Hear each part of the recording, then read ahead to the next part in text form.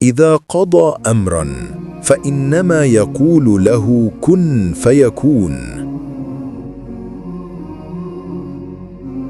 যখন তিনি কোনো বিষয়ের ফয়সালা করেন তখন তিনি শুধু বলেন হও, আর তা হয়ে যায়। সূরা বাকারার 117 নম্বর আয়াত। তুমি কি কখনো এমন সময়ের মধ্যে পড়েছ যখন সব দরজা বন্ধ মনে হয়েছে? চাকরির দরজা, সম্পর্কের দরজা, সুস্থতার আশাও যেন নিভে গেছে, আর তখনই হঠাৎ কোথাও থেকে একটি মাত্র সুযোগ চলে আসে। তুমি অবাক হয়ে ভাবো, এটা কিভাবে সম্ভব হলো? তখনই বুঝতে পারো এটা তোমার শক্তিতে নয়, এটা আল্লাহর কুন ফায়াকুন।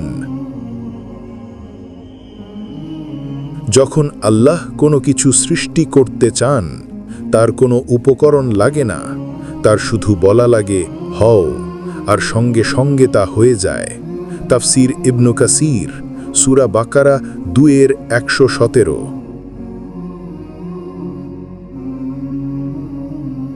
একবার ভাবো, যখন মূসা আলাইহিস সালাম লাল সাগরের সামনে দাঁড়িয়েছিলেন, পিছনে ফেরাউনের বাহিনী আর সামনে শুধু গভীর জলরাশি।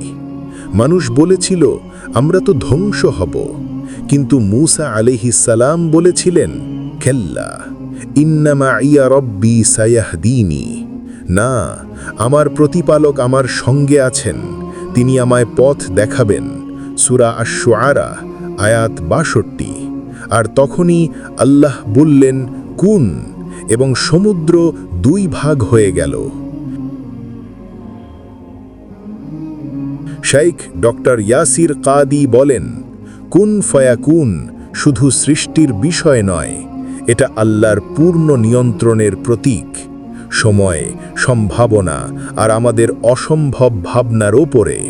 তুমি হয়তো ভাবো সব শেষ, কিন্তু আল্লাহর জন্য কিছুই শেষ নয়। তোমার অসম্ভব তার এক শব্দেই সম্ভব হয়ে যায়। কুন ফায়াকুন।